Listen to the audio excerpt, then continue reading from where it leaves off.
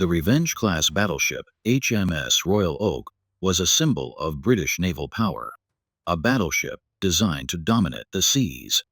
Launched in 1914, this 29,000-ton giant was equipped with 8 massive 15-inch guns and protected by 13 inches of armor, making her a formidable force during World War I.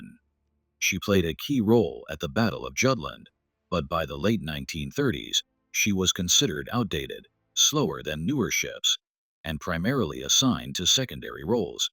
Yet her presence at Scapa Flow, the Royal Navy's most secure naval base, was critical. Scapa Flow itself was a fortress, housing the British Home Fleet and guarding vital supply routes in the North Sea. For the German Kriegsmarine, Scapa Flow was both a tempting target and a near impossible challenge.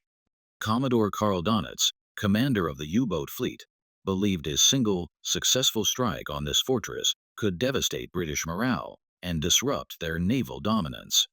But such an operation required precision, courage, and an exceptional commander, Kapitänleutnant Günther Prien, a seasoned and determined commander. At just 31 years old, Prien had already proven himself with several victories at sea.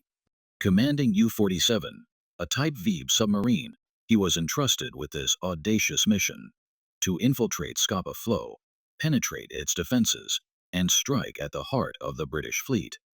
U-47 was a state-of-the-art vessel, capable of operating stealthily in deep waters and armed with a deadly array of torpedoes. The mission required meticulous planning.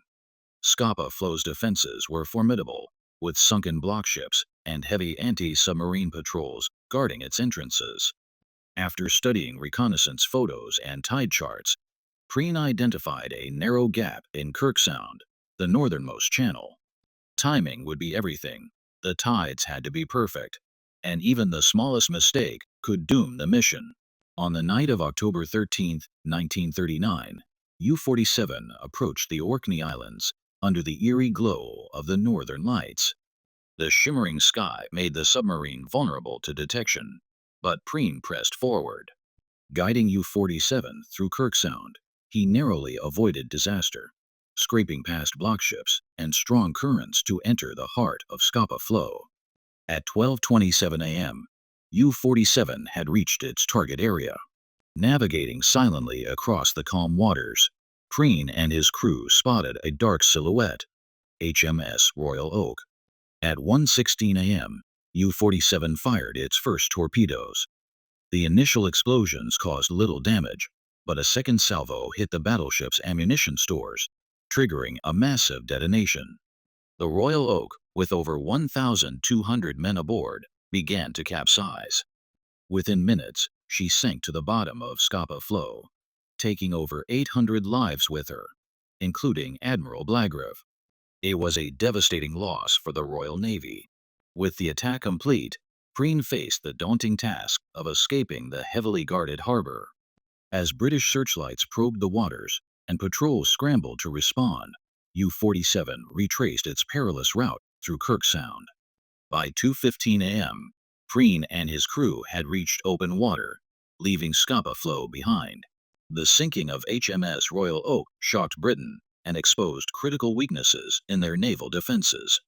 For Germany, it was a propaganda triumph.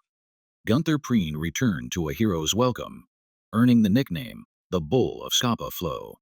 The emblem of a snorting bull, painted on U-47's conning tower, became a symbol of audacity and skill. However, the mission also served as a stark reminder of the human cost of war, as hundreds of sailors were lost in the icy waters of Scapa Flow. The raid on Scapa Flow remains one of the most daring submarine missions in history. It is a story of courage, ingenuity, and the devastating realities of conflict. As we reflect on these events, we honor the lives lost and the lessons learned from this pivotal moment in naval history. Subscribe to Legends of World War II for more untold stories from the seas and beyond. Together, we'll explore the moments that shaped history.